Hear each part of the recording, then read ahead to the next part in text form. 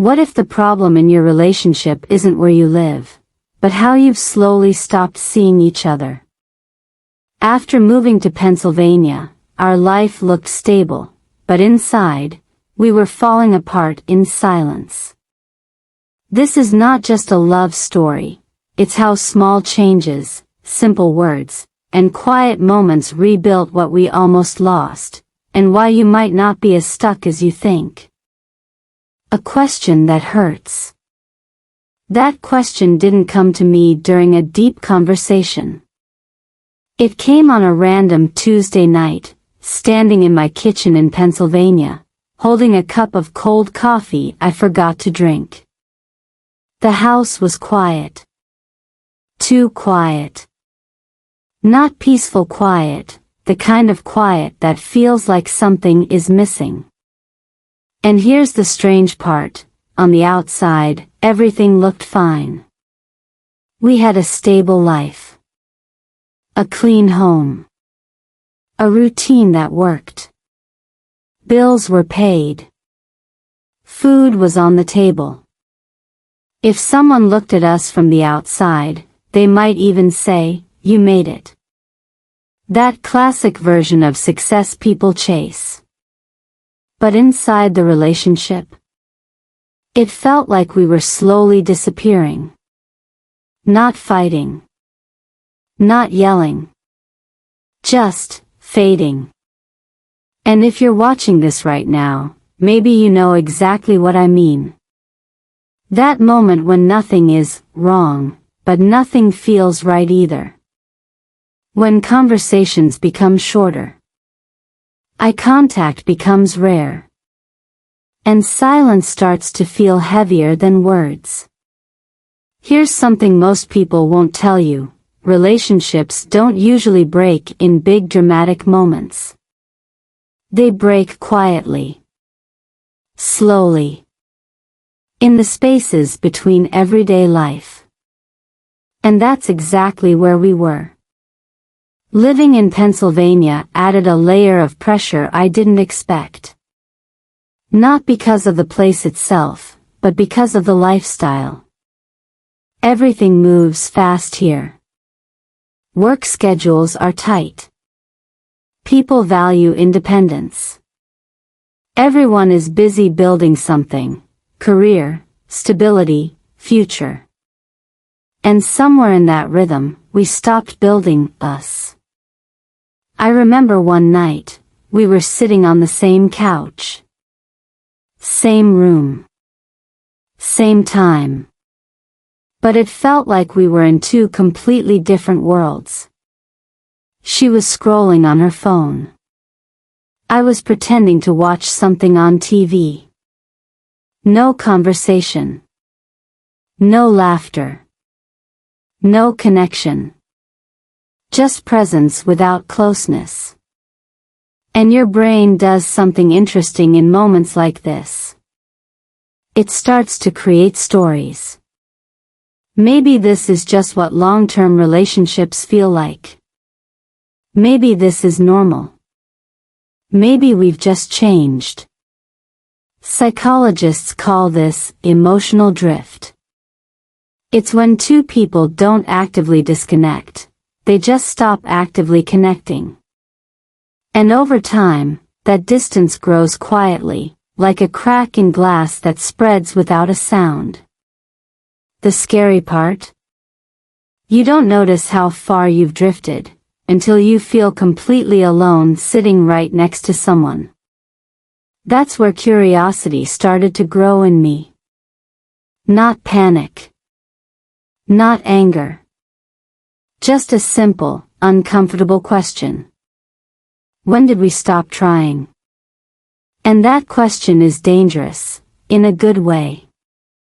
Because once you ask it honestly, you can't unsee the answer. For us, it wasn't one big event. It was 1,000 small moments we ignored. We stopped asking each other real questions. We stopped sharing small details about our day. We stopped listening, not because we didn't care, but because we assumed we already knew. And assumptions are quiet relationship killers. Here's a simple example.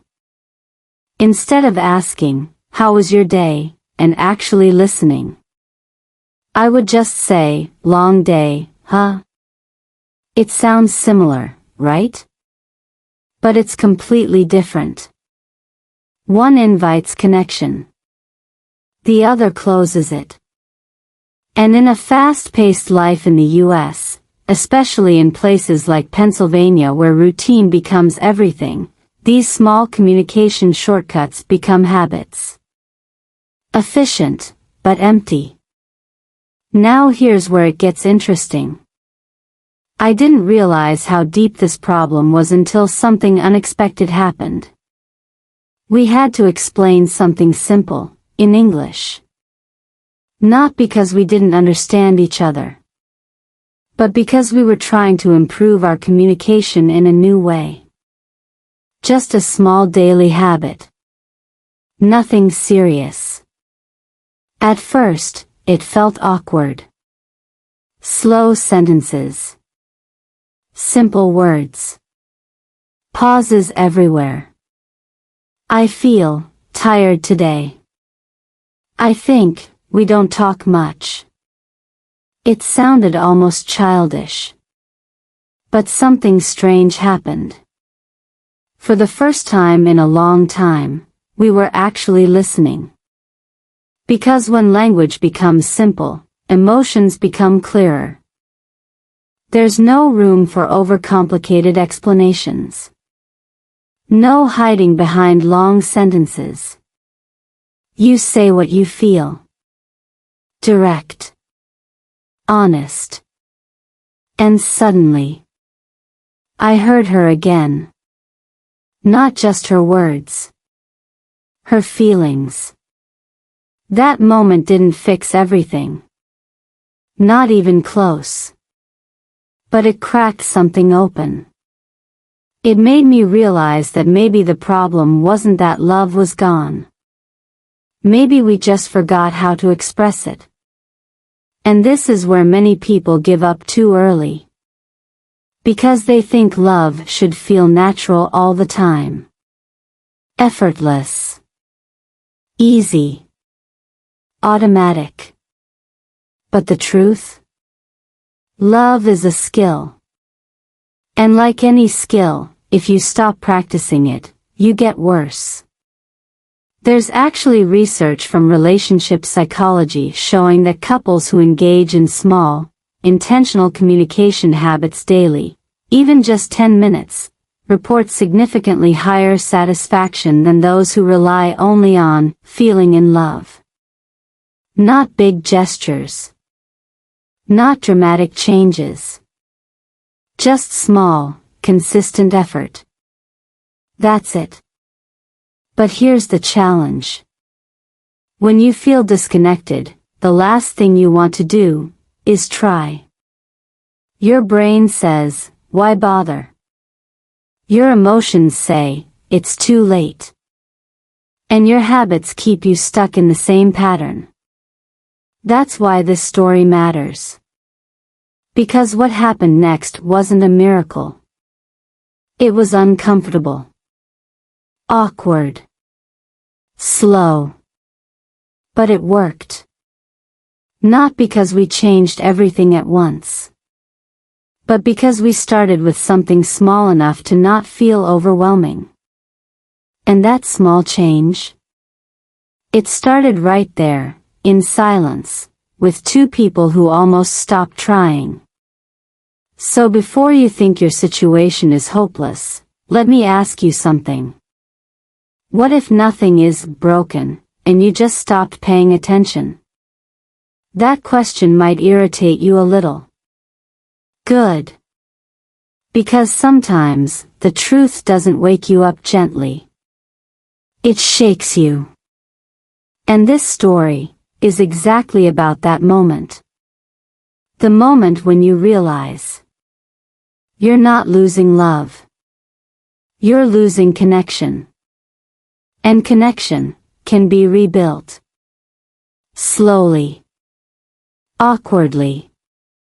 but very, very real. Life now feels different. Have you ever lived a life that looks completely stable, but somehow feels emotionally unstable? That's exactly where we were. If you walked into our home in Pennsylvania, nothing would seem unusual. Clean kitchen. Organized schedule. A calm, predictable routine.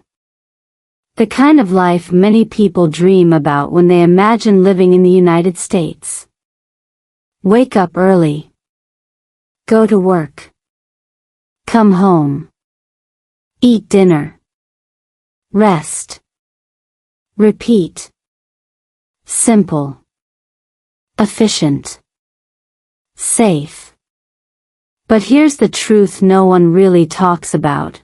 Stability can sometimes hide disconnection. And in our case, it did it perfectly. At first, I thought this feeling was just stress. Maybe work pressure. Maybe adapting to a different lifestyle. Maybe just being tired.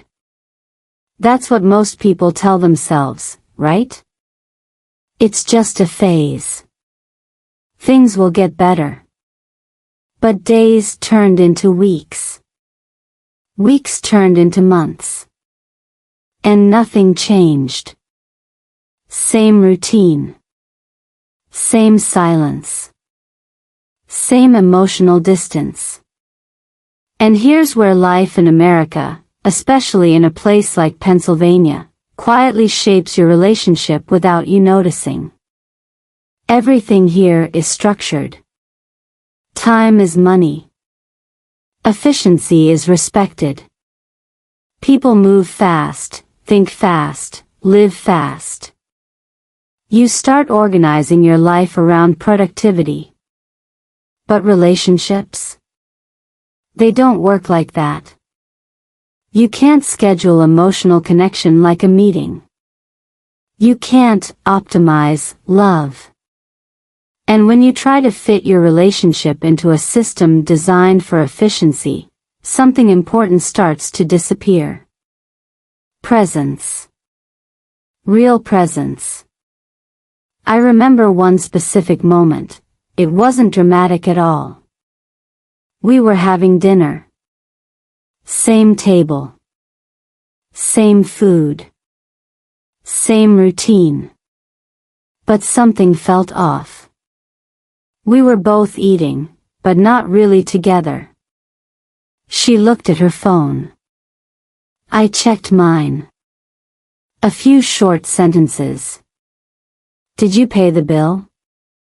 Yes. What time tomorrow?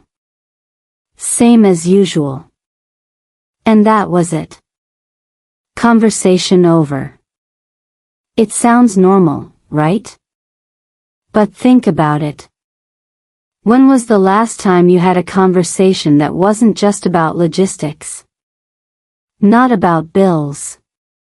Not about schedules. Not about responsibilities. But about feelings, thoughts, little random things that make you feel human. That's when it hit me. We weren't living together. We were just managing life side by side. There's a big difference. And your brain doesn't like this kind of emotional gap. So it starts to protect you.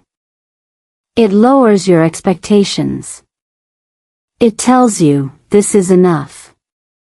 This is what adult life looks like. This is normal. But deep down, something still feels empty. Psychologists often explain this as emotional numbness. When connection slowly fades, your mind adapts by reducing emotional intensity. It's like turning down the volume instead of fixing the problem. You don't feel the pain as strongly. But you also don't feel the joy. And that's a dangerous trade. Because you don't notice how much you've lost until something small reminds you. For me, that reminder came from the most unexpected place. A simple sentence. In English. We weren't trying to fix our relationship.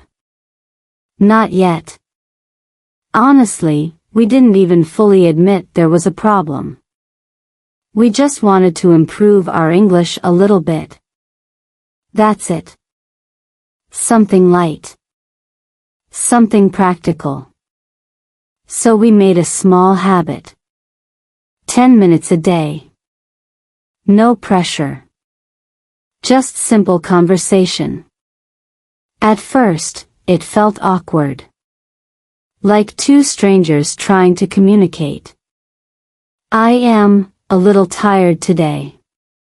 I feel stressed at work. Pause. Think. Translate. Speak slowly. And here's the funny part, because we had to think before speaking, we became more careful with our words. More intentional. More present. There was no space for automatic replies. No fast reactions. No emotional shortcuts. And suddenly, something shifted. She said, I feel like we don't laugh anymore. Simple sentence. But it hit hard. Because it was true. And I realized something in that moment. When language becomes simple, truth becomes harder to hide. You don't have enough vocabulary to avoid it. You just say it. Direct. Clear. Honest. And that's something we had been missing for a long time. Honest communication. Not polite. Not efficient. Not good enough. Real. There's actually research showing that slowing down speech can increase emotional awareness. When you speak slower, your brain processes meaning more deeply. You don't just react, you reflect. And that's exactly what was happening to us. We weren't just practicing English. We were relearning how to communicate. And here's where curiosity started to grow again. Not about the relationship ending, but about the possibility that it wasn't over yet. That maybe, just maybe, we had been doing things on autopilot for too long. Living in the US makes it easy to fall into that pattern. Work hard. Stay busy. Keep moving. But no one teaches you how to slow down emotionally. No one reminds you to check in with your partner, not just about life, but about feelings. And when you don't check in, distance grows. Silently. Slowly. Naturally. Until one day, you wake up and realize you don't really know how the other person feels anymore. That realization is uncomfortable. But it's also powerful. Because awareness is the first step to change. And change doesn't always require something big. Sometimes, it starts with something as simple as a slow sentence. I feel something is missing. That's not a solution. But it's a beginning. And beginnings are dangerous, in a good way.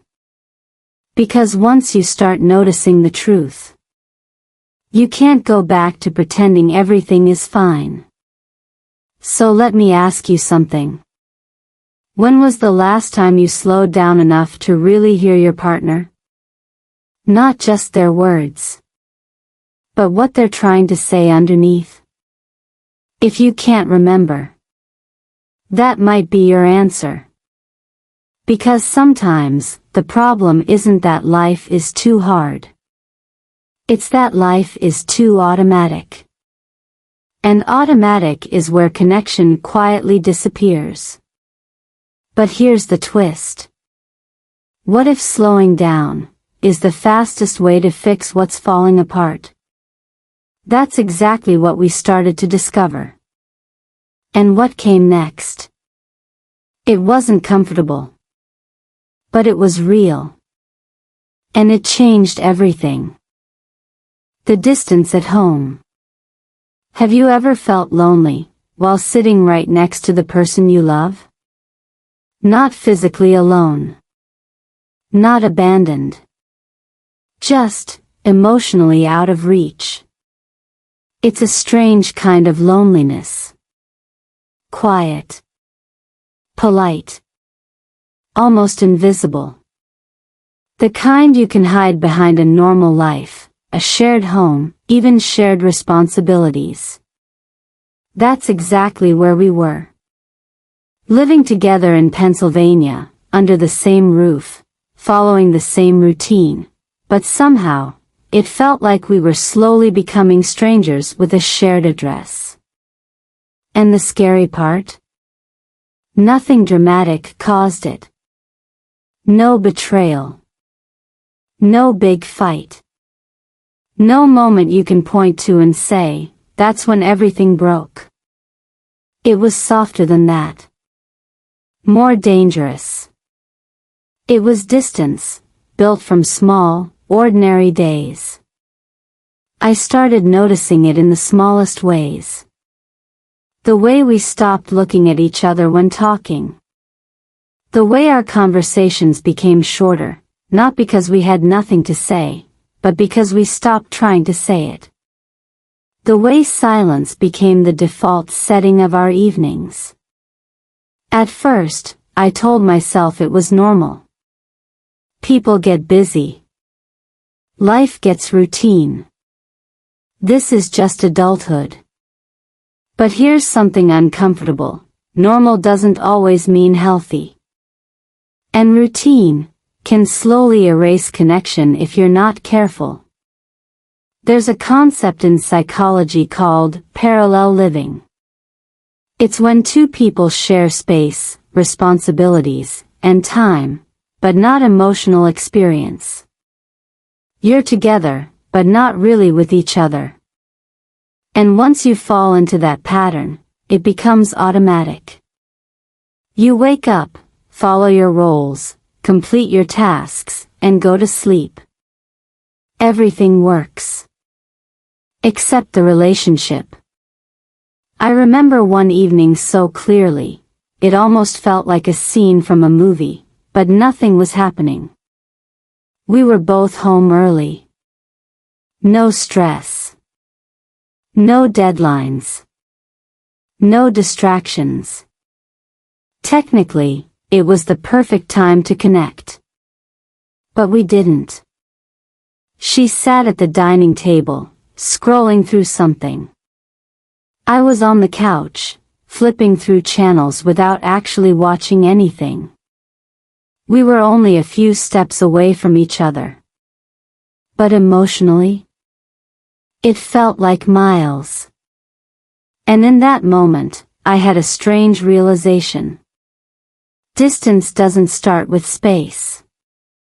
It starts with attention. When you stop paying attention to each other, distance grows, even if you're physically close. And attention isn't just about looking. It's about noticing. Noticing the small changes. The tone in their voice. The way they pause before speaking. The energy they carry after a long day. But when life becomes repetitive, your brain stops noticing details. It switches to autopilot to save energy. It assumes everything is the same as yesterday. And that assumption? That's where connection starts to fade. Because people are not the same every day. Your partner is not the same person they were yesterday. And when you stop noticing them, they start to feel unseen.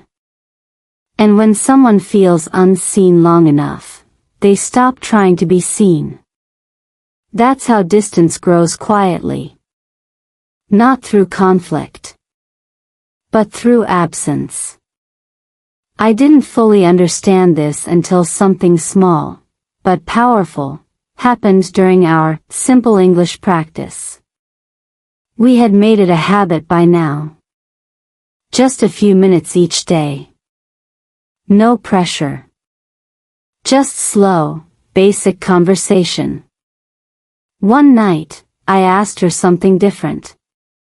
Not about work. Not about plans. Just a simple question. What made you feel tired today? She paused. Not because she didn't understand, but because no one had asked her that in a long time. And when she answered, it wasn't long or complicated. I feel alone sometimes. That sentence was simple. But it landed like truth always does, quiet, but heavy. And in that moment, I realized something that changed the way I saw everything. We weren't disconnected because we didn't care. We were disconnected because we stopped expressing care in a way the other person could feel. There's a big difference. You can love someone deeply and still make them feel alone. That's the part no one prepares you for. Love, by itself, is not enough. It needs expression. It needs attention. It needs presence.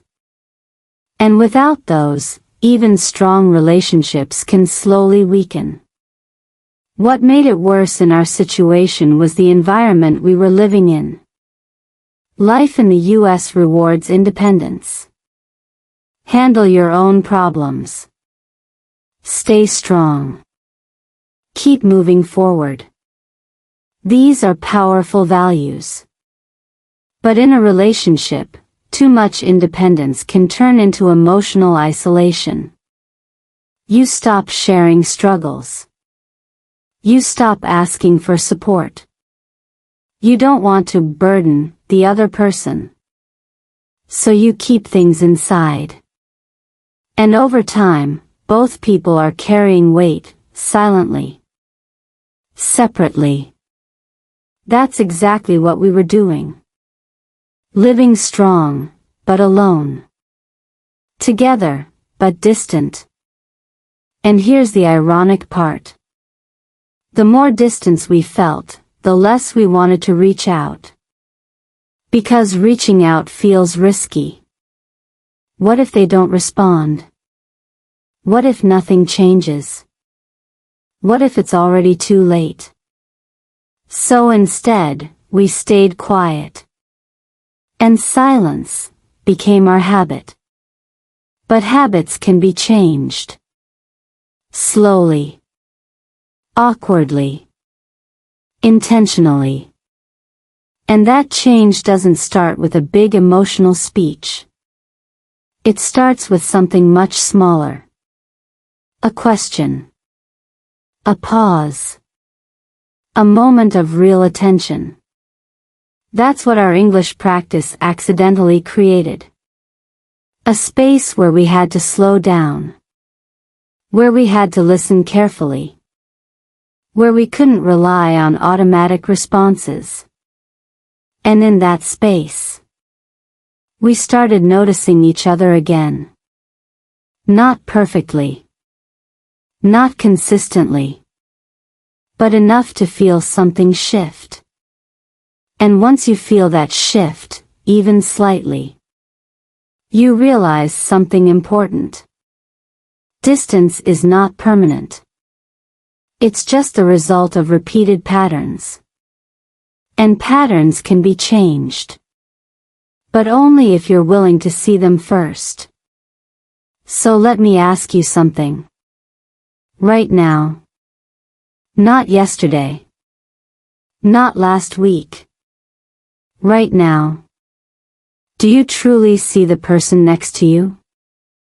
Or are you just used to their presence? Because those two things feel similar. But they lead to completely different endings. And what we discovered next? It forced us to face a truth we had been avoiding for a long time. Not about love. Not about compatibility. But about something much simpler. And much harder to admit. We had been ignoring the small things. And those small things? They were becoming big cracks. Small conflicts, big cracks. Let me tell you something uncomfortable. Most relationships don't break because of big problems. They break because of small ones, repeated daily, ignored carefully, until they become impossible to fix. At first, they don't look dangerous. They look normal. Tiny disagreements. Short replies. Slight irritation. A little disappointment here, a quiet frustration there. Nothing serious. Nothing worth arguing about. And that's exactly why they grow. Because when something feels too small to mention, it usually becomes too big to ignore later. That's where we were. Not fighting. Not shouting. Just slowly collecting small, unresolved moments. Like emotional dust, building up in corners you don't clean. I remember one morning clearly. It started with something simple. I asked, "Did you move my keys?"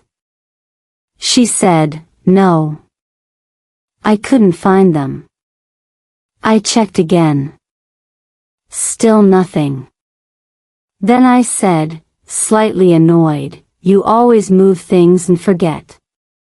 That sentence, right there, seems harmless. But listen closely. You always. That's not about keys anymore. That's a judgment. A pattern. A label. And she felt it immediately. Her tone changed. "I didn't touch your keys. Why do you always blame me?" Now it's not about keys for her either. It's about feeling unfairly judged. Within seconds, a small moment turned into tension. Not loud. Not explosive. Just uncomfortable. We both went quiet after that. And guess what happened next? Nothing. No apology. No clarification. No resolution. Just silence. And that's how small conflicts turn into big cracks. Not because of what was said, but because of what was never repaired. There's actually a well-known concept in relationship psychology called microconflicts. These are small, everyday moments of friction. On their own, they don't mean much. But when they're not addressed, they stack. And your brain starts keeping score. She always does this. He never understands. These thoughts feel true, because they're repeated. Not necessarily because they're accurate. And once your brain builds that narrative, you stop seeing your partner clearly. You start seeing your story about them. That's dangerous. Because now, every small mistake confirms your belief. Every misunderstanding feels like proof. And slowly, you stop giving each other the benefit of the doubt. That's exactly what was happening to us. We weren't reacting to each moment. We were reacting to an accumulated history of unspoken frustration. And in a fast-paced life like ours in Pennsylvania, where everything moves quickly and efficiently, there's very little space to slow down and repair these moments. You move on. You stay busy. You tell yourself it's not important. Until one day, everything feels heavy, and you don't know why. I started noticing a pattern. Our conversations became shorter after these small conflicts. Not immediately, but gradually. Less warmth. Less curiosity. Less effort. And here's the strange part. We both thought the other person was the one pulling away. That's how miscommunication works. Two people feeling hurt. Both thinking they're the only one trying. That's the trap. And getting out of it requires something most people avoid. Awareness. Not blame. Not defense. Just awareness. But awareness is uncomfortable. Because it forces you to see your role in the problem. And that's where our small English practice came back in, unexpectedly. One evening, after a long day, we sat down for our usual few minutes. No expectations. Just simple conversation. I said, slowly, I think I was rude this morning. She looked at me. Surprised. Not because of the sentence, but because of the honesty. There was a pause. Then she said, I felt hurt. Again, simple words. But powerful. No long explanation. No emotional overload. Just truth. And in that moment, something shifted. Not everything. Just enough. Because for the first time in a long time, we didn't avoid the small conflict. We acknowledged it. And that changed everything. Here's why. When you repair small conflicts early, they don't grow. They don't turn into stories. They don't become identity. They stay small. Manageable. Human. There's research showing that successful couples don't avoid conflict. They repair it quickly. Not perfectly. Just quickly. They say things like, I didn't mean it that way. I'm sorry. I understand why that hurt. Simple phrases. But they act like emotional resets. And without those resets, tension builds. Distance grows. Connection fades. That's exactly what we had been missing. Not love. Not commitment. Just repair. And repair doesn't require perfect communication skills. It requires willingness. Willingness to pause. Willingness to admit. Willingness to try again. That's it. But here's the challenge. When small conflicts repeat for a long time, your ego gets involved. You don't want to be the first to apologize. You don't want to look weak. You don't want to admit you were wrong. So you wait. And your partner waits. And nothing changes. That's the silent competition that destroys connection. Who cares less? Who gives in first? Who speaks last? And the winner? No one.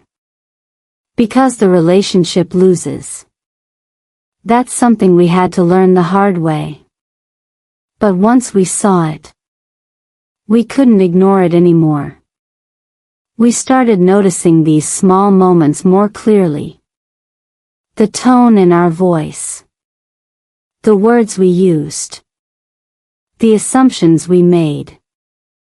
Not to criticize each other, but to understand the pattern. And slowly, something changed. Not overnight. Not dramatically. But consistently. We started catching the small conflicts earlier. We started repairing them faster. We started giving each other more space to be human.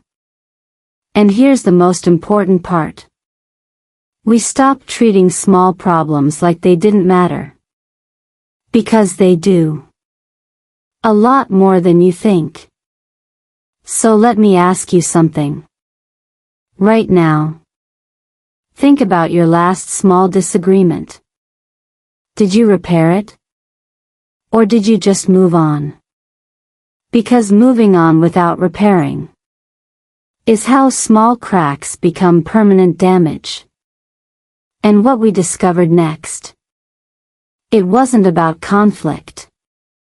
It was about something even quieter. Even harder to face. The silence that comes after you stop trying to fix anything at all. The silent evenings. There's a moment in many relationships that no one warns you about. It's not a fight. It's not a breakup. It's not even a clear problem. It's when silence becomes comfortable and dangerous at the same time. Have you ever had an evening where nothing is wrong, but nothing feels right either? That's where we were. Evenings in our home in Pennsylvania used to be something we looked forward to. A pause after a long day. A space to reconnect.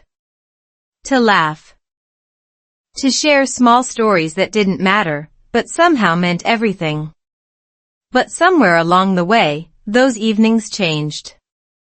Not suddenly. Not dramatically. Just quietly. Dinner became routine. Conversation became optional. Presence became passive. We would sit in the same room, doing separate things, telling ourselves, at least we're spending time together. But deep down, we both knew the truth. We weren't spending time together. We were just sharing space. And your brain is very good at accepting this as normal. Because technically, nothing is wrong. No conflict. No tension. No emotional effort required. Just peace. But here's the catch. Peace without connection is just quiet distance. And quiet distance is where relationships slowly fade. I remember one evening so clearly, it felt ordinary, but something about it stayed with me. We finished dinner early. No stress.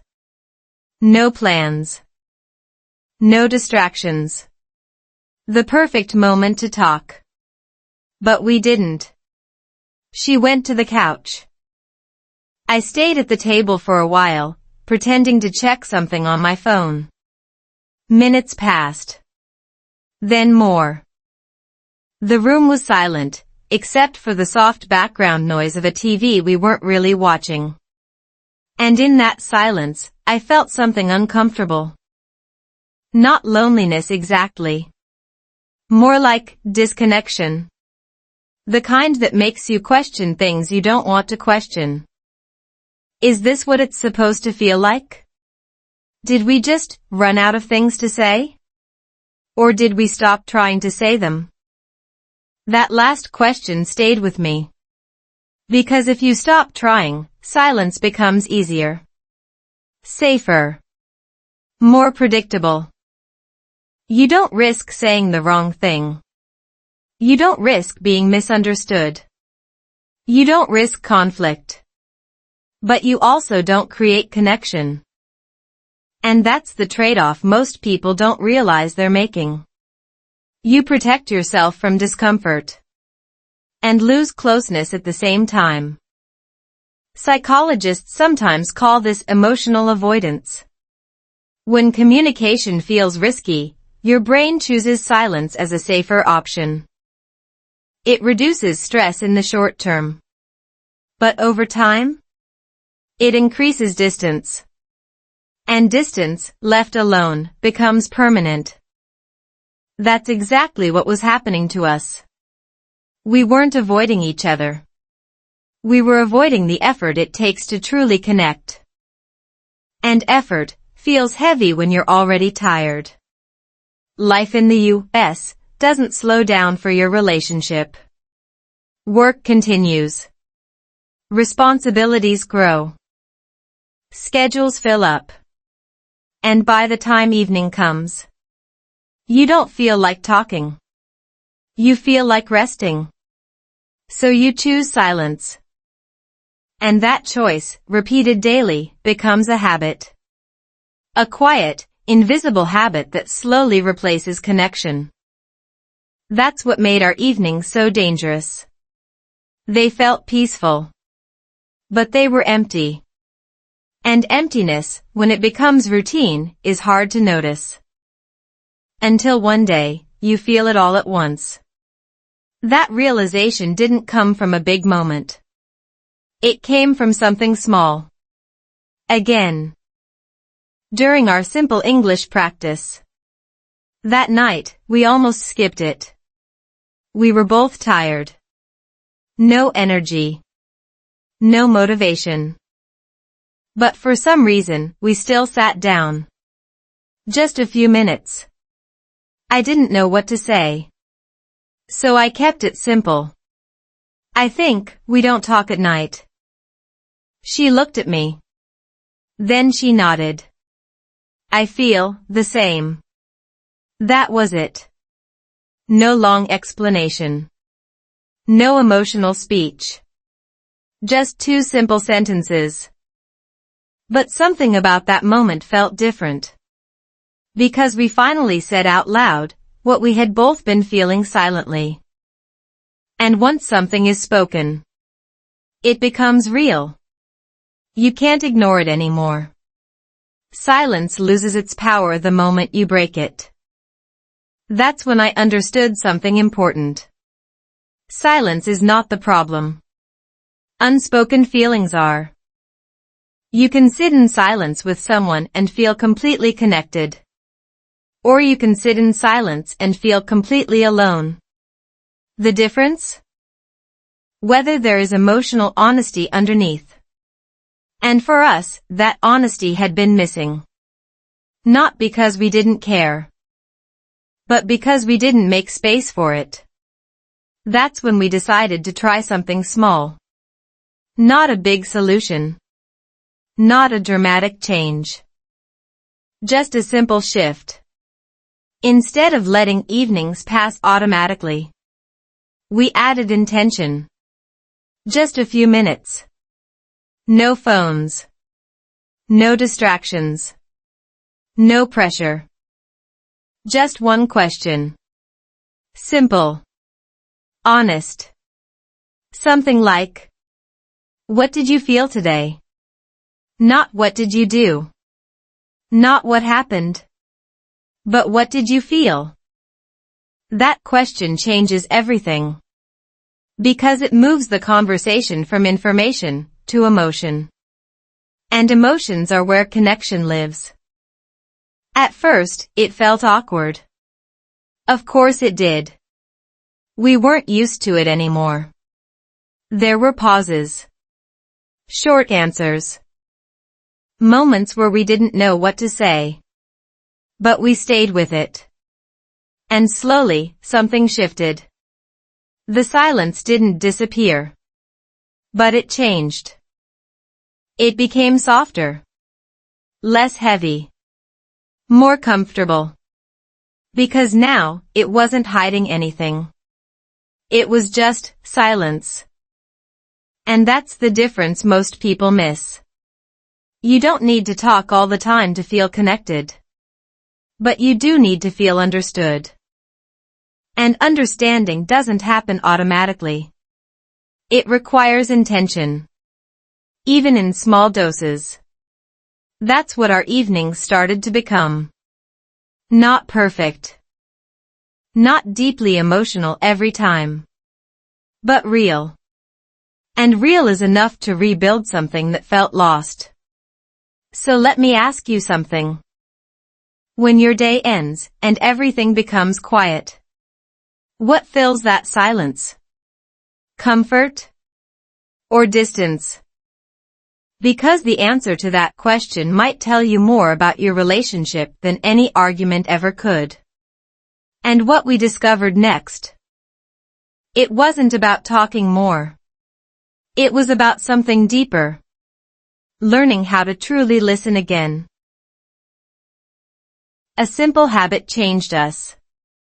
Let me ask you something that sounds almost too simple to matter. What if just 10 minutes a day could slowly change the direction of your relationship? Not a big talk. Not therapy. Not a dramatic moment. Just 10 minutes. Because that's exactly where everything started to shift for us. And here's the strange part, it didn't begin as a relationship strategy.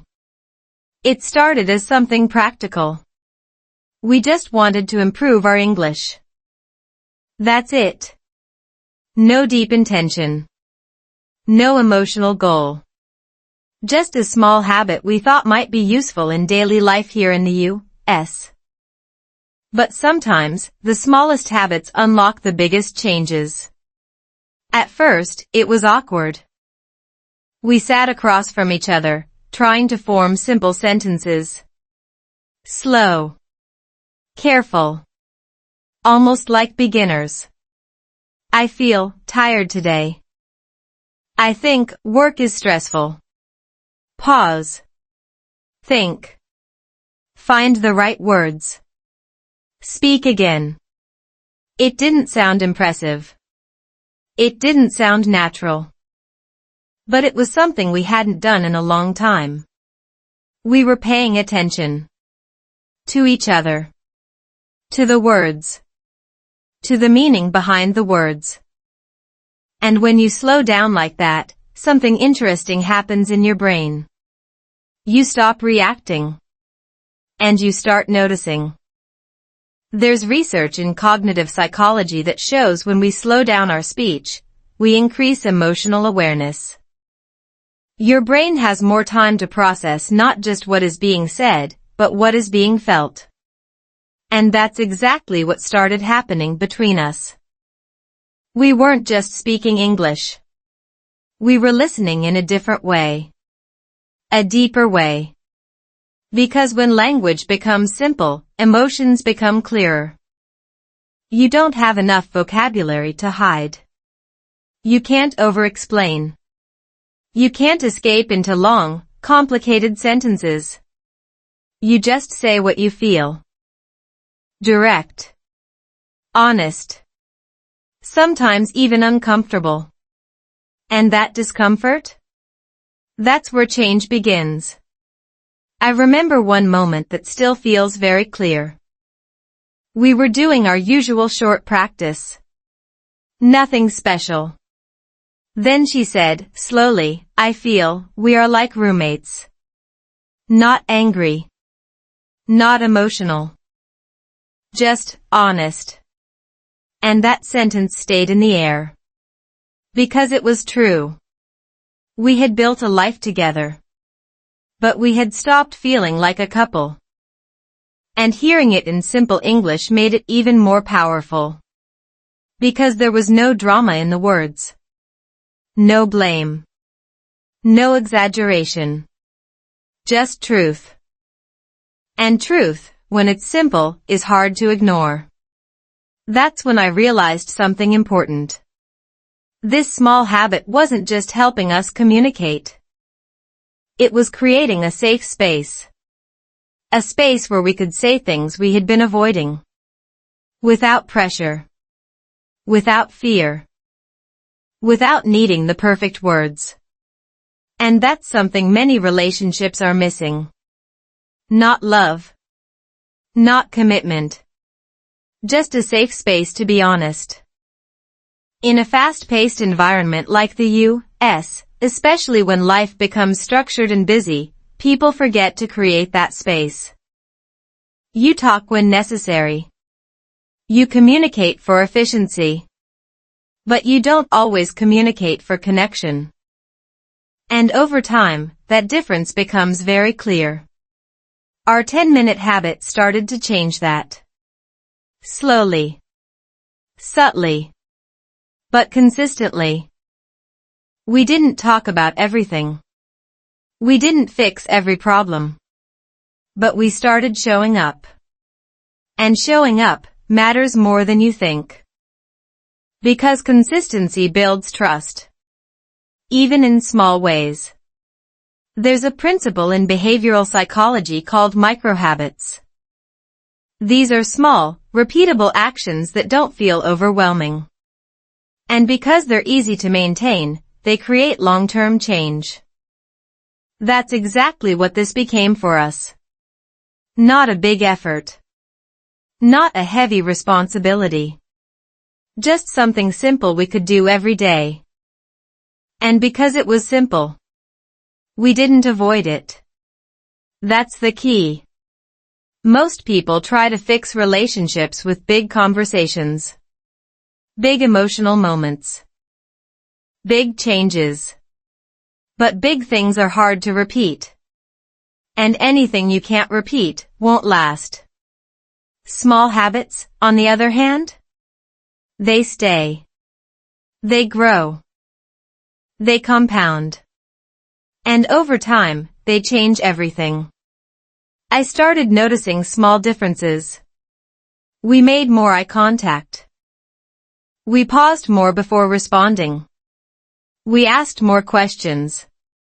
Not because we forced ourselves to, but because it started to feel natural again. And here's something important. The habit didn't remove all the distance immediately. We still had quiet evenings. We still had small misunderstandings. We still had moments where we felt disconnected. But now, we had a way back. A simple, reliable way to reconnect. That's what changed everything. Because before, when distance appeared, we didn't know what to do. Now, we did. We didn't panic. We didn't avoid. We just returned to something small. And that small thing created movement. And movement breaks emotional stagnation. That's something your brain needs. Because when everything feels stuck, you lose hope. But when you see even a small change, hope comes back. And hope is powerful. It doesn't fix everything. But it gives you a reason to keep trying. That's what this habit gave us. Not perfection. Not instant results. Just enough progress to believe things could improve. And belief changes behavior. When you believe something can get better, you invest more effort. You become more patient. You stay longer in the process. That's exactly what happened to us. We stayed. We tried. We adjusted. Not because it was easy, but because it felt possible. And that feeling, possibility, is often what people lose first in struggling relationships. They don't leave because they stop loving. They leave because they stop believing things can change. So let me ask you something. If your relationship feels stuck right now, are you trying to fix everything at once? Or are you ignoring everything completely? Because both approaches usually fail. What works is something in between. Something small. Something consistent. Something real. That's what we found. And it didn't just change how we spoke. It changed how we listened. And what we discovered next. It wasn't about speaking at all. It was about something much harder. Learning how to truly hear each other again. Learning to listen again. Here's something that might sound strange at first. Most people think they're good at listening. But what if you're not actually listening, you're just waiting for your turn to speak? That realization hit me harder than I expected. Because for a long time, I believed I was a good listener. I didn't interrupt. I stayed quiet. I nodded. I responded when needed. On the surface, it looked like listening. But in reality, I was filtering everything through my own thoughts. Preparing responses. Defending my perspective. Waiting for a pause so I could explain myself. That's not listening. That's silent arguing. And that habit slowly destroys connection. Because when someone feels unheard, they stop sharing. And when they stop sharing, you stop knowing them. That's exactly where we were. We weren't arguing much anymore. But we weren't understanding each other either. Conversations felt shallow, safe, predictable, and a little empty. Until something shifted again, through that same small habit we had built. Our slow English conversations. One evening, during those few minutes, something different happened. She was talking about her day. Simple sentences. Slow words. I feel tired because work is busy. Normally, I would respond quickly. Yeah, me too. Or maybe offer a solution. You should rest more. But that day, I paused. Not on purpose. Just naturally. And in that pause, I noticed something. Her voice wasn't just tired. It was heavier. There was something underneath the words. Something I would have missed if I answered too quickly. So instead of responding, I asked, why do you feel so tired? Not just physically. Emotionally. She paused. Longer this time. Then she said something I didn't expect. I feel like I do everything alone. That sentence changed everything. Because suddenly, I realized something uncomfortable. She wasn't talking about work. She was talking about us. And I almost missed it. If I had responded the usual way, if I had stayed on the surface, that truth would have stayed hidden. That's when it became clear. Listening is not about hearing words. It's about noticing what's behind them. And that requires something most people struggle with. Slowing down. Because your brain loves speed. It wants to respond quickly. Fix problems. Move forward.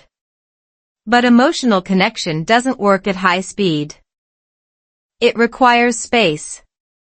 Silence. Attention. And sometimes, discomfort.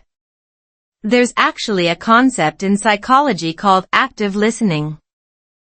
It means you're not just hearing words, you're fully present. You observe tone, pauses, body language, and emotion. But here's the part people don't talk about. Active listening feels unnatural at first.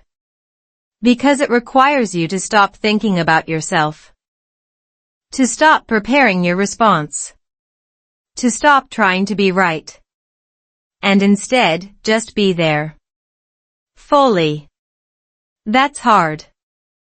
Especially in a fast-paced environment like life in the U.S., where everything is about efficiency, speed, and clarity. Listening deeply doesn't feel efficient. It feels slow. Messy. Uncertain. But that's exactly why it works. Because relationships are not built on efficiency. They're built on understanding. And understanding takes time. That's what we started to relearn. Not perfectly. Not consistently. But intentionally. We began doing something simple. After one person spoke, the other would pause. Just for a few seconds. No immediate response. No interruption. Just space. At first, it felt awkward. Even uncomfortable. Like something was missing. But over time, that space became powerful. Because in that silence, we started hearing more. Not just words. Feelings. And once you hear feelings, you respond differently. You become less defensive.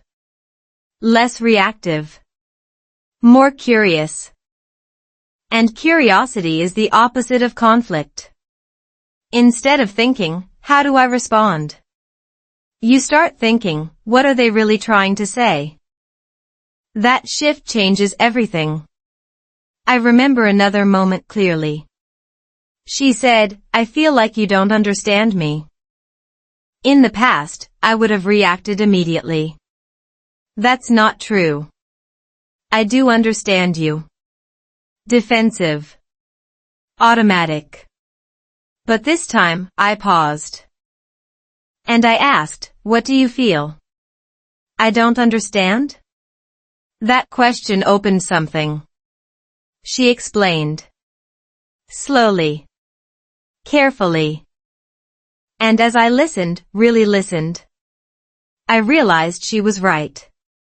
Not completely. Not in every situation. But enough to matter. And that's another truth people avoid. You don't have to be completely wrong to still be part of the problem. That's a hard thing to accept. But it's also what creates growth. Because once you accept that, you stop defending. And you start improving. That's what began to happen between us. We didn't suddenly become perfect communicators. We still misunderstood each other sometimes. We still had moments of frustration. But now, we had awareness. And awareness changes behavior. We caught ourselves when we were about to interrupt. We noticed when we were listening just to respond. We paused more. We asked more. And slowly, something returned. Understanding. Not perfect understanding. But enough to feel connected again. And connection doesn't require perfection. It requires effort. Consistent, intentional effort. That's what listening became for us. Not a passive activity. But an active choice. Every day. And here's something important. Listening doesn't just help your partner feel heard. It changes how you see them. You stop assuming. You stop projecting. You start discovering. And discovery brings curiosity back into the relationship. And curiosity feels a lot like the beginning of love. That's what surprised me the most. We weren't just fixing communication. We were rediscovering each other. And that feeling? It made everything feel new again. Not because the problems disappeared. But because we were finally facing them together. That's the difference. So let me ask you something. When your partner speaks, are you listening to understand? Or listening to reply? Because that small difference can completely change the direction of your relationship. And what we discovered next. It wasn't just about communication anymore. It was about something bigger. Understanding the life we were living, and how it was shaping us in ways we didn't expect. Understanding life in America. Let me say something that might surprise you. Sometimes, the problem in your relationship isn't your partner. It's the life you're both trying to keep up with. And you don't even realize it, because everyone around you is living the same way. That's exactly what started to become clear for us. Not in a dramatic moment. Not through a big realization. But slowly, through patterns we had been living every single day. Life in the United States, especially in a structured place like Pennsylvania, teaches you something very quickly. Be efficient. Be independent. Be productive. And on the surface, those are powerful values. They help you build stability. They help you move forward. They help you survive and succeed. But here's the part no one explains. If you apply those same values to your relationship without awareness, they can slowly create distance. Because relationships don't grow through efficiency. They grow through presence. And presence is not efficient. It takes time, energy, attention. Things that a busy lifestyle constantly tries to reduce. That's where we got caught. Not in conflict. Not in misunderstanding. But in a system that quietly shifted our priorities. Work became important. Schedules became important. Routine became important. And connection? It became something we assumed would just happen. But connection doesn't just happen. It's created. And when you stop creating it, it disappears. I remember one weekend that made this very clear. We had time off. No work. No pressure. No deadlines. The perfect opportunity to reconnect. But instead, we followed our usual pattern. Wake up. Check phones. Do small tasks. Watch something. Rest. Repeat. Nothing was wrong. But nothing was meaningful either. And that's when I noticed something strange. Even when we had time, we didn't know how to use it to connect anymore. That's how deeply habits can shape your relationship. It's not just about being busy. It's about what you're used to doing when you're not busy. And we were used to being disconnected. That realization was uncomfortable. Because it meant the problem wasn't external. It wasn't just work. It wasn't just stress. It was us. Or more specifically, the way we were living. There's a concept in behavioral science called environmental influence. It means your behavior is strongly shaped by your surroundings, your culture, your routines, your daily structure.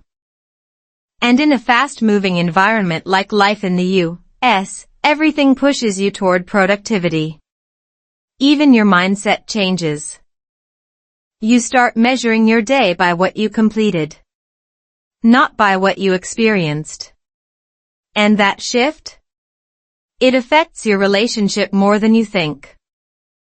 Because connection is not something you complete. It's something you experience. And when you stop prioritizing experience, connection fades. That's exactly what we had to face. Not just how we communicated, but how we lived. And here's the tricky part. You can't just leave your responsibilities. You can't stop working. You can't ignore your schedule. That's real life. So the question becomes, how do you stay connected inside a life that constantly pulls you apart? That's what we started to explore. Not with big changes, but with small adjustments. We began looking at our routine differently. Not as something fixed, but as something flexible. Instead of asking, what do we need to do today? We started asking, where can we create space for connection? Even if it was small. Even if it felt insignificant. Because small spaces add up. One evening, instead of doing everything separately, we did something simple. We cooked together. Nothing special. Just a normal meal. But we stayed present. No phones. No distractions. Just talking.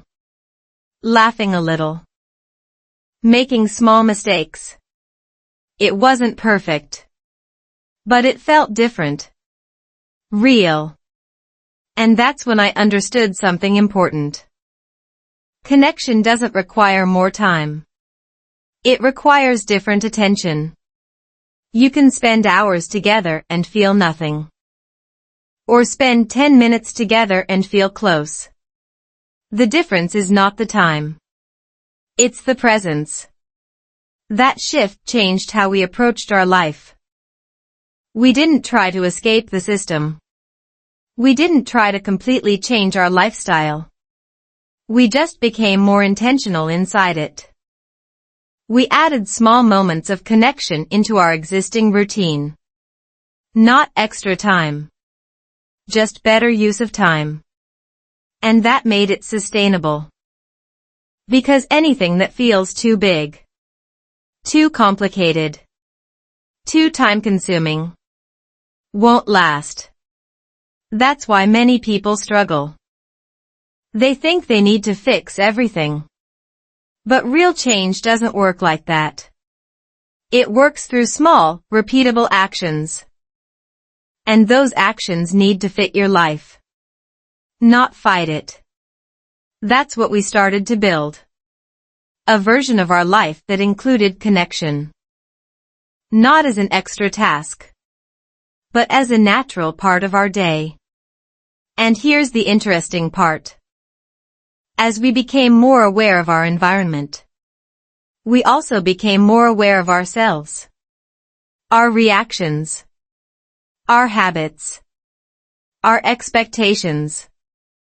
We started noticing how stress affected our tone. How fatigue affected our patience. How routine affected our attention. And awareness creates choice. Before, we were reacting automatically. Now, we had moments where we could choose differently. Pause instead of react. Listen instead of assume. Connect instead of withdraw. Not every time. But more often. And more often is enough to create change. That's something people underestimate. You don't need to be perfect. You just need to be slightly better, consistently. That's what moves the relationship forward. And slowly, something started to feel different. Not dramatically. Not suddenly. But noticeably. There was more warmth. More understanding. More moments that felt real. And once you feel that again, you realize something important. The environment may influence you. But it doesn't control you. You still have a choice. Even in a busy life. Even in a structured routine. Even in a place that moves fast. And that choice? It's what can bring connection back. So let me ask you something. Is your relationship struggling because of each other? Or because of the life you're both trying to manage? Because sometimes, the answer is not about fixing the person. It's about adjusting the environment. And what happened next? It wasn't about routine anymore. It was about something deeper. Something that changed the way we saw everything. Family. And the role it plays in bringing people back together. Family brought us back. Let me tell you something that sounds simple, but changes everything when you truly feel it. Sometimes, you don't realize what really matters until something or someone forces you to slow down and look again. For us, that someone was our family. Not in a dramatic way. Not through a crisis. But through small, quiet moments that made us see ourselves differently. Because here's the truth. When your relationship starts to feel distant, you can ignore it for a while. You can stay busy. You can focus on work. You can distract yourself with routine. But when you look at your family, especially your children if you have them, you can't avoid the reflection. They don't just see your actions. They feel your energy. And that's what changed everything for us. I remember one evening. Nothing special. Just another normal day. We were both tired. Dinner was simple. The house was quiet again. But this time, there was something different. We were sitting together, and I noticed something I had never paid attention to before. The atmosphere. Not the room. Not the noise. The feeling. It felt flat. No warmth. No tension either. Just neutral. And that's when it hit me. If someone walked into this space right now, what would they feel? Would they feel love? Or just two people coexisting? That question stayed in my mind longer than I expected. Because it forced me to look beyond myself. Beyond my feelings. Beyond my perspective. And see the relationship from the outside. That's something we rarely do. We experience our relationship from inside. Through emotions, thoughts, and reactions. But we don't often step back and observe it as a whole. And when you do, you see things more clearly. You notice patterns. You notice energy. You notice what's missing. That's exactly what started happening to me. I began noticing how our interactions looked from the outside. Short conversations. Minimal eye contact. Functional communication. It worked. But it didn't feel alive. And that realization made me uncomfortable. Because it wasn't about blaming anyone. It was about recognizing what we had slowly created. A relationship that functioned. But didn't fully connect. That's when family became more than just a part of our life. It became a mirror. A reflection of what we were building together. And here's the important part. Family doesn't just show you what is. It shows you what could be. If we created more warmth. More presence. More connection. That's what would fill our space. But if we stayed in routine and distance, that's what would continue. And that awareness changes your decisions. Not immediately. Not dramatically. But gradually. Because now, every small moment matters more. Every interaction becomes a choice. Every response becomes a signal. I started paying attention to the smallest things. The tone of my voice. The way I responded. The energy I brought into the room. Not to be perfect. But to be aware. Because awareness creates intention. And intention changes behavior. There's a concept in psychology called emotional contagion. It means emotions spread between people, especially in close relationships. If one person brings tension, the other feels it. If one person brings calm, it spreads. If one person brings warmth, it grows. And the same is true for distance. That's what we had been experiencing. Not just individual feelings, but shared emotional patterns. And once I understood that, I realized something important. Change doesn't have to start with both people at the same time. It can start with one small shift. One different response. One moment of awareness. And that's exactly what I started to try. Not big changes. Not forced behavior. Just small adjustments. Instead of giving short answers, I added a little more. Instead of staying quiet, I asked a simple question. Instead of reacting automatically, I paused. And something interesting happened. The energy began to change. Slowly. Subtly. But noticeably. Because when you change your behavior, you change the dynamic. And when the dynamic changes, the relationship follows. I remember one small moment that felt bigger than it should have. She was talking about something simple, nothing emotional, nothing important. But instead of half listening like before, I stayed present. I asked questions. I responded with interest. And I saw something in her reaction. A small shift. A little more engagement. A little more openness. That's how connection comes back. Not through big moments, but through repeated small ones. And family amplifies those moments. Because it gives them meaning. It reminds you that what you're building is not just about you. It's about the space you create together. The atmosphere you live in. The energy you share every day. That realization changed how I saw everything. Our relationship wasn't just something we experienced. It was something we created. Daily. Moment by moment. And if we created distance, we could also create connection. That's the power of awareness. It gives you responsibility.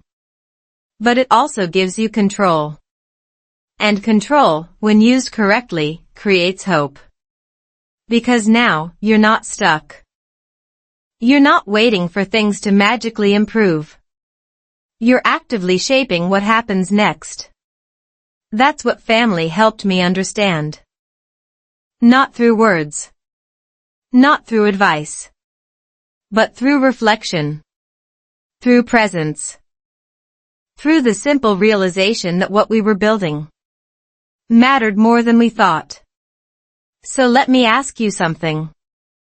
If someone observed your relationship from the outside, what would they feel? Warmth? Distance? Connection? Or routine? Because sometimes, the truth becomes clearer when you step outside your own perspective. And what happened next? It pushed everything to the edge. A moment where all the small changes, all the awareness, all the effort was tested. A night where we almost lost everything we were trying to rebuild. The breaking point night. Let me be honest with you.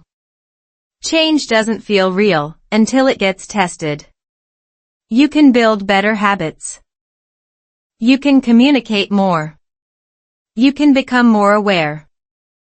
But none of it truly matters until a difficult moment shows you whether those changes are strong enough to hold. For us, that moment came on a night I will never forget. And the strange thing is, it didn't start with something big. It started like any other evening. Normal day. Normal routine. Nothing unusual. But underneath that normal surface, there was tension. Not loud. Not obvious. Just present. The kind of tension that builds quietly over time, even when you think things are getting better. Because progress doesn't erase everything immediately. It just gives you tools you haven't fully learned how to use yet. That night, we were both tired. Not just physically. Emotionally. The kind of tired that makes small things feel heavier than they should. We had a short conversation. Simple. But something in the tone felt off. I said something. She misunderstood. She responded with frustration. And suddenly, it escalated. Not into a huge argument, but into something more dangerous. Honesty without control. Words started coming out faster than we could manage. Not the slow, careful communication we had been practicing. Not the thoughtful pauses. Just raw emotion. I feel like nothing is really changing. That sentence hit hard. Because it carried something deeper. Doubt. And doubt is powerful. It doesn't just question the moment. It questions the entire effort. Prove that things were changing. That's not true. We've been trying. We've been improving. But here's the problem with that response. It focuses on facts. Not feelings. And in emotional moments, facts don't solve anything. Feelings do. But in that moment, I forgot everything we had been learning. Everything slowed down communication had taught us. Everything listening had shown us. I reacted. And reaction creates escalation. The conversation became sharper. Shorter. More intense. And then, something happened.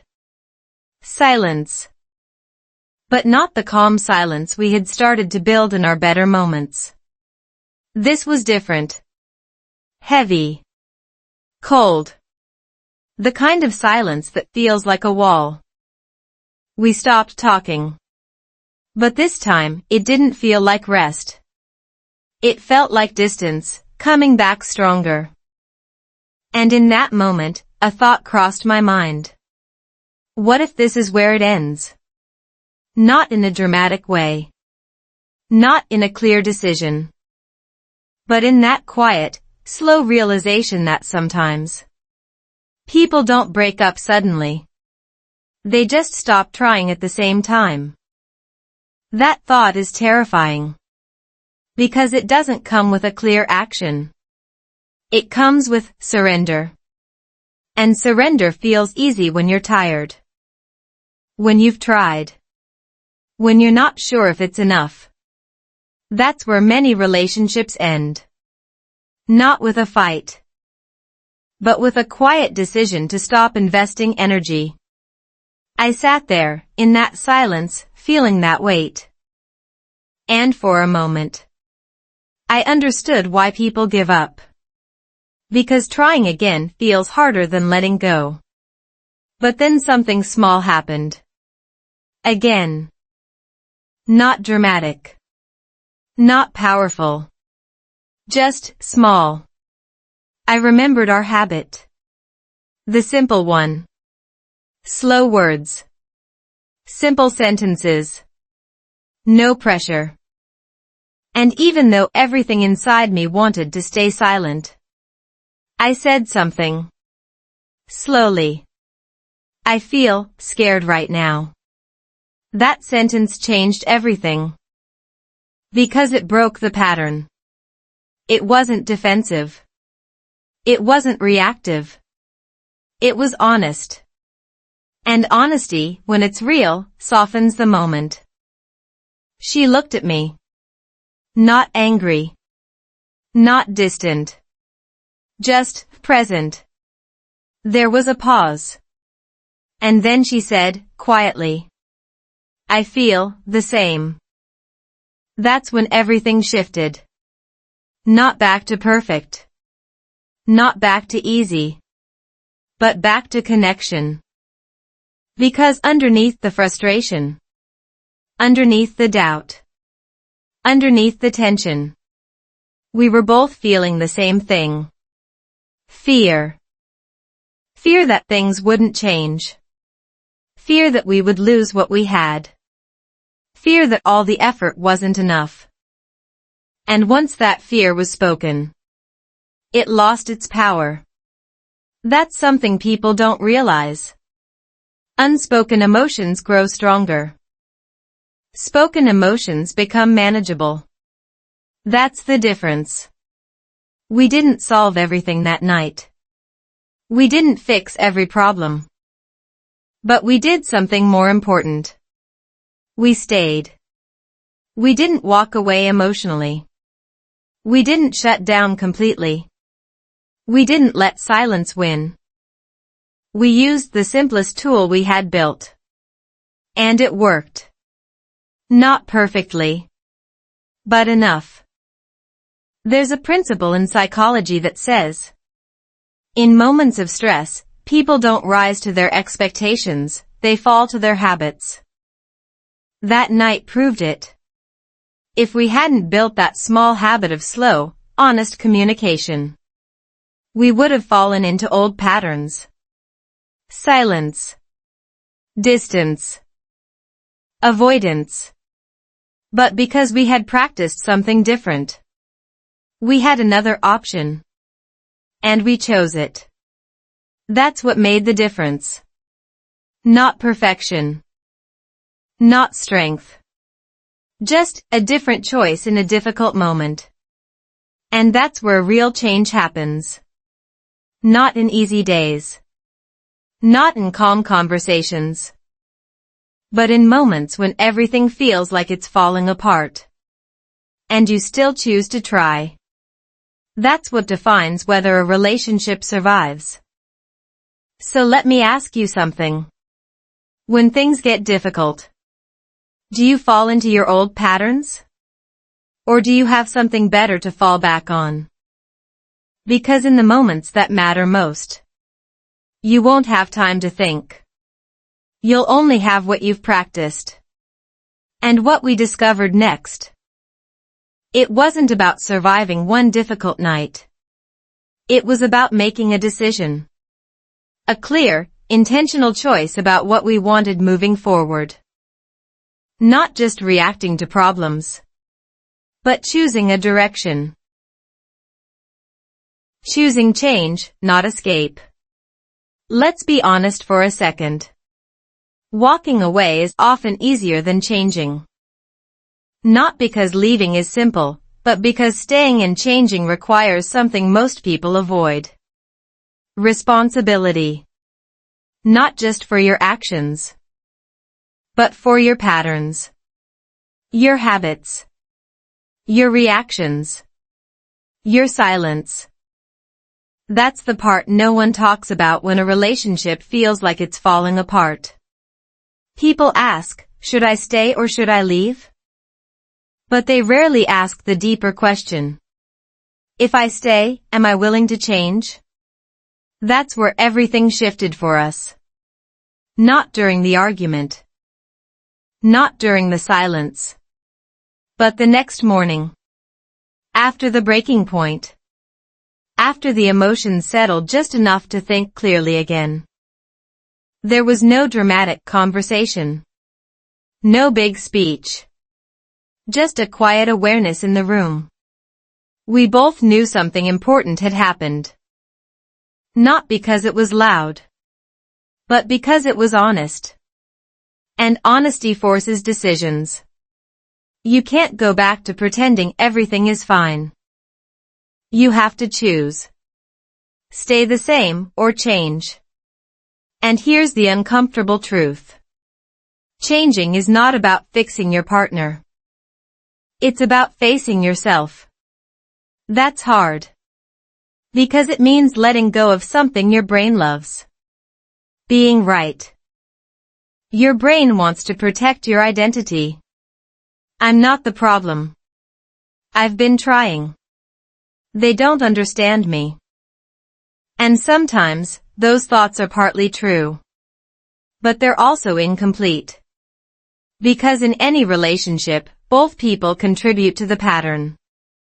Not equally, but enough to matter. That's what we had to accept. Not blame. Not guilt. Just responsibility. I remember sitting there, thinking about everything we had been through. The distance. The silence. The small conflicts. The effort we started making. And that one difficult night. And a simple question came to mind. Do I want to be right, or do I want this to work? Because sometimes, you can't have both. Being right feels good in the moment. But it doesn't build connection. Understanding does. And understanding requires flexibility. It requires you to look at the same situation from a different perspective. Even when it's uncomfortable. That's what we started doing. Not perfectly. Not instantly. But intentionally. Instead of asking, who's wrong? We started asking, what's happening between us? That shift changes everything. Because now, you're not fighting each other. You're facing the problem together. And that creates a completely different energy. Less defensive. More collaborative. More open. That's when we made a quiet decision. Not officially. Not with a clear agreement. But through our actions. We chose to change. Not because everything was broken. But because we didn't want it to become broken. And change doesn't start with big promises. It starts with small commitments. Daily ones. We committed to continuing our simple habit. Even when we didn't feel like it.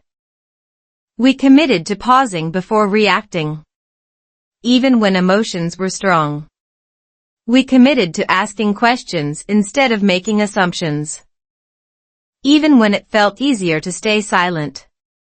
And most importantly, we committed to staying aware. Because awareness is what keeps change alive.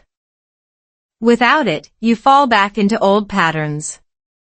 Automatically. That's how the brain works. It prefers familiarity over improvement. Even if the familiar pattern is not working. That's why change feels uncomfortable.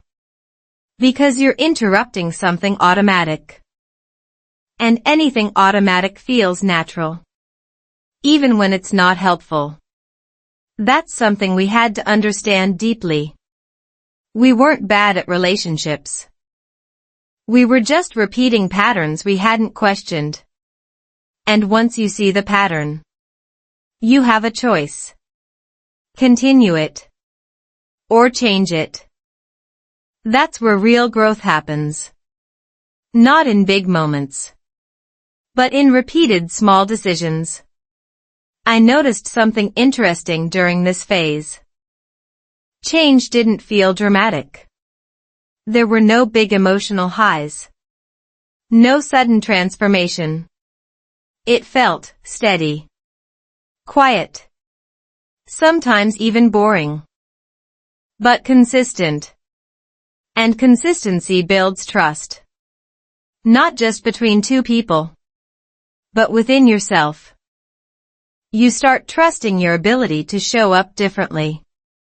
And that confidence changes how you behave. You become more patient. More present. More intentional. And those qualities strengthen the relationship. Not instantly. But over time. There's a concept in psychology called behavioral reinforcement. It means when you repeat a behavior and see positive results. Your brain is more likely to continue that behavior. That's what started happening to us. We made small changes. We saw small improvements. That gave us motivation to keep going.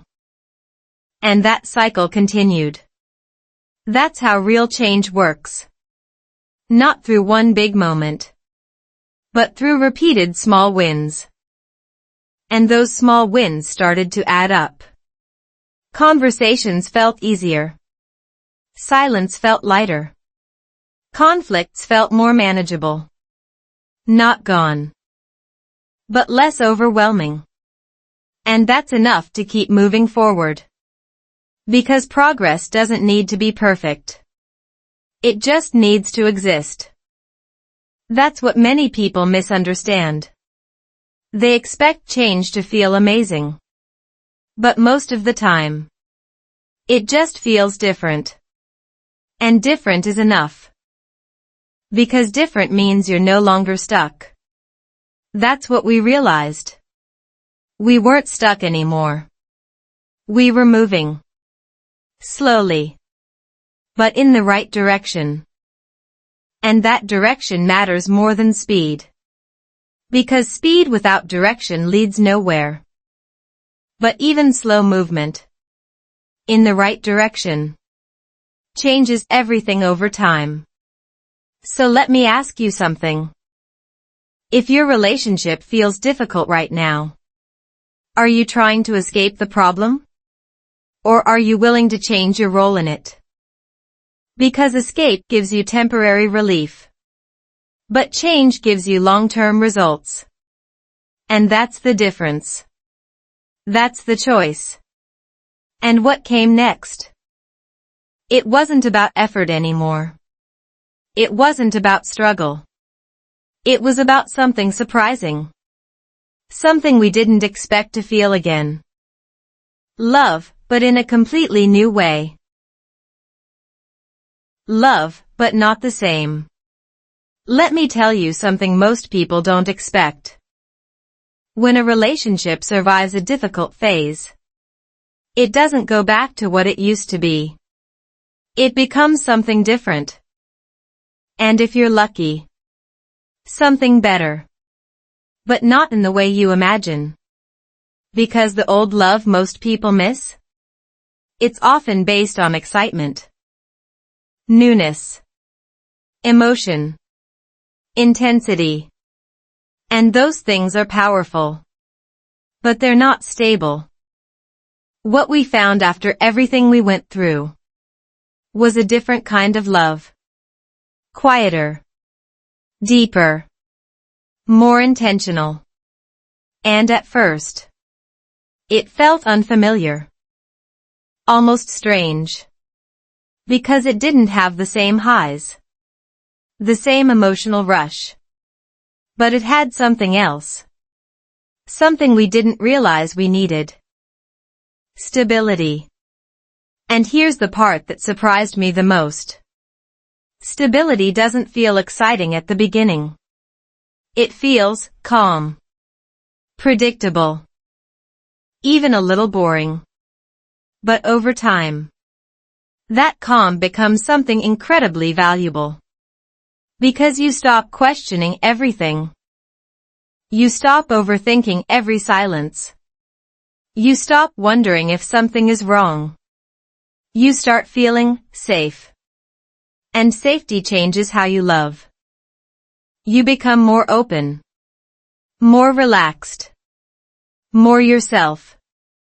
That's what started happening to us. After all the effort.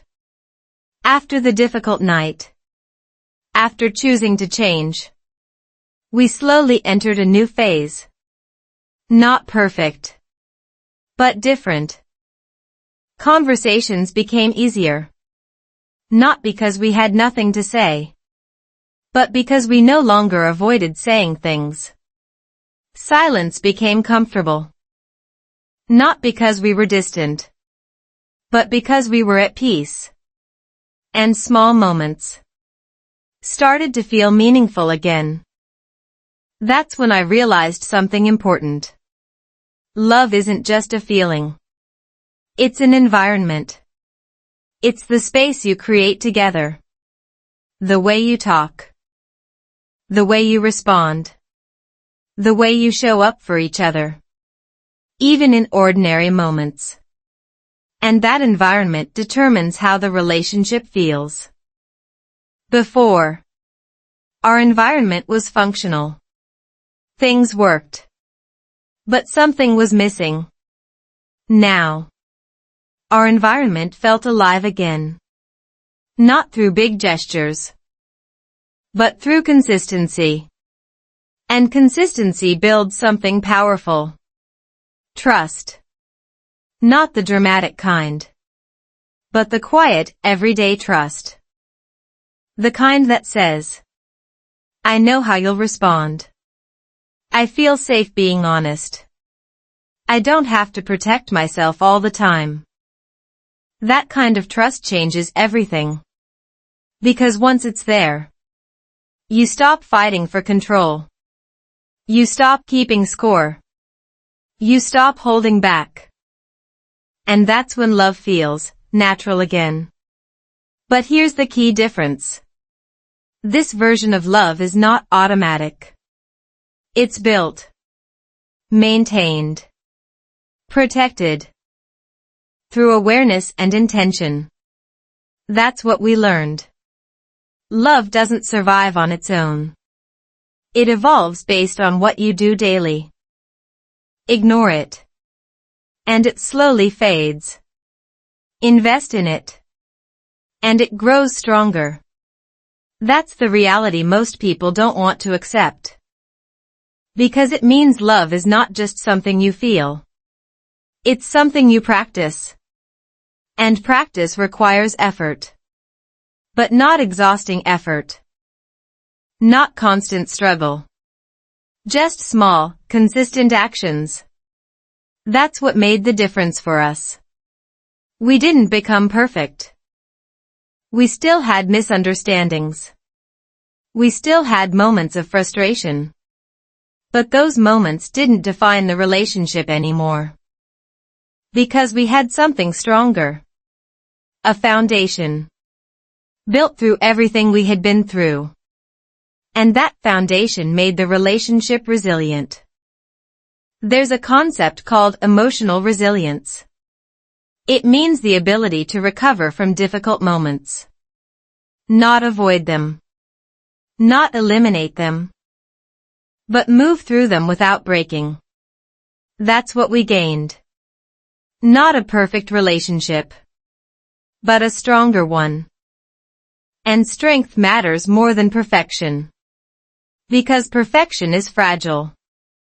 But strength adapts. That's why our love now feels different. It's not based on everything going right. It's based on knowing we can handle things when they don't. That creates confidence. Not just in the relationship, but in each other. And that confidence brings a new kind of peace. A peace we didn't have before. Because before, everything felt uncertain. Now, it feels stable. And stability allows something else to grow. Appreciation.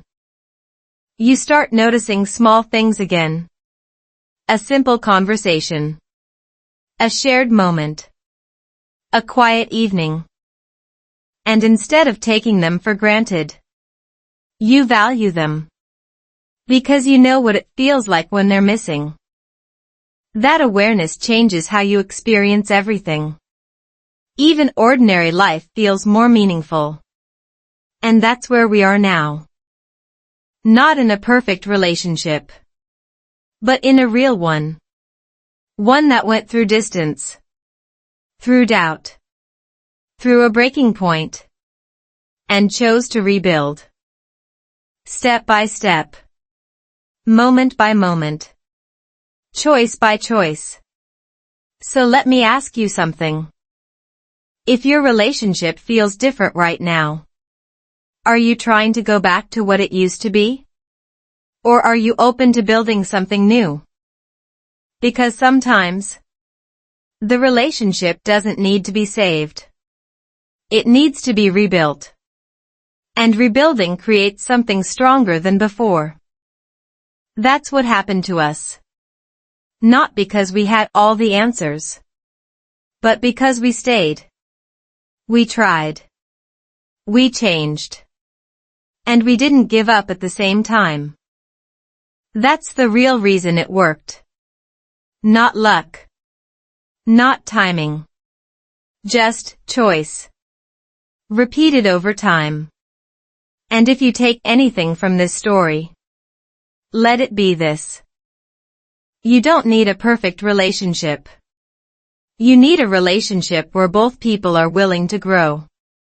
Because growth is what keeps love alive. And maybe, just maybe, you're not as stuck as you think. Maybe you're just one small change away from something completely different. And that change? It can start today. Right where you are. With one simple decision. To stay aware.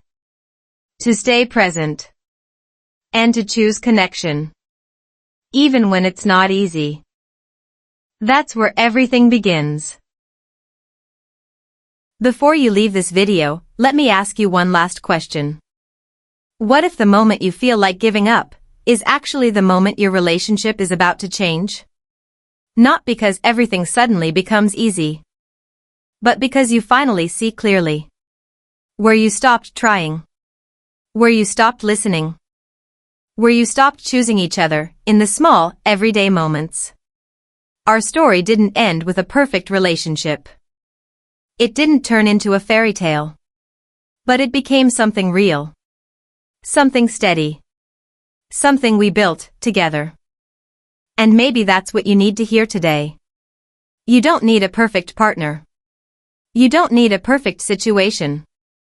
You don't even need to have all the answers right now. You just need one thing. The willingness to not give up at the same time. Because most relationships don't fail from one big mistake. They slowly fade when both people stop trying together. So if you're still here, watching this, maybe a part of you isn't ready to quit. Maybe a part of you still believes something can change. And that part? That's where everything begins. But here's the truth most people won't tell you. This is not the end of the story. This is just the beginning. Because real change doesn't happen in one video. It happens in what you do next. In your next conversation. Your next reaction. Your next choice. And if you want to keep going on this journey. If you want more real stories, simple English listening practice. And powerful relationship insights that actually apply to real life in the United States. Then don't stop here. Subscribe to the channel right now.